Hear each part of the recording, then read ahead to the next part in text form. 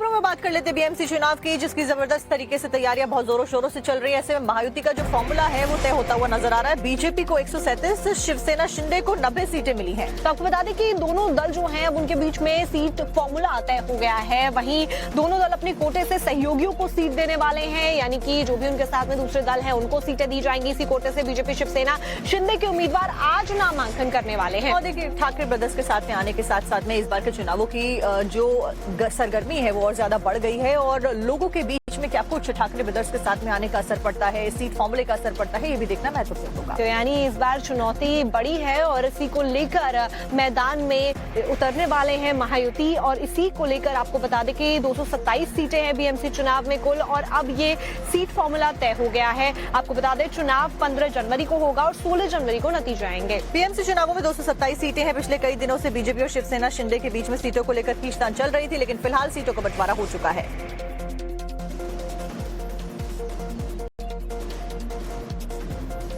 खबरों में बात कर लेते बीएमसी चुनाव की, जिसकी जबरदस्त तरीके से तैयारियां बहुत जोरों शोरों से चल रही है। ऐसे में महायुति का जो फॉर्मूला है वो तय होता हुआ नजर आ रहा है। बीजेपी को 137, शिवसेना शिंदे को 90 सीटें मिली हैं। तो आपको बता दें कि दोनों दल जो हैं अब उनके बीच में सीट फॉर्मूला तय हो गया है। वहीं दोनों दल अपने कोटे से सहयोगियों को सीट देने वाले हैं, यानी कि जो भी उनके साथ में दूसरे दल हैं उनको सीटें दी जाएंगी। इसी कोटे से बीजेपी शिवसेना शिंदे के उम्मीदवार आज नामांकन करने वाले हैं। और देखिए, ठाकरे ब्रदर्स के साथ में आने के साथ साथ में इस बार के चुनावों की जो सरगर्मी है वो और ज्यादा बढ़ गई है और लोगों के बीच में क्या कुछ ठाकरे ब्रदर्स के साथ में आने का असर पड़ता है, सीट फॉर्मूले का असर पड़ता है, ये भी देखना महत्वपूर्ण होगा। तो यानी इस बार चुनौती बड़ी है और इसी को लेकर मैदान में उतरने वाले हैं महायुति। और इसी को लेकर आपको बता दें कि 227 सीटें हैं बीएमसी चुनाव में कुल, और अब ये सीट फॉर्मूला तय हो गया है। आपको बता दें चुनाव 15 जनवरी को होगा और 16 जनवरी को नतीजे आएंगे। बीएमसी चुनावों में 227 सीटें हैं। पिछले कई दिनों से बीजेपी और शिवसेना शिंदे के बीच में सीटों को लेकर खींचतान चल रही थी, लेकिन फिलहाल सीटों का बंटवारा हो चुका है।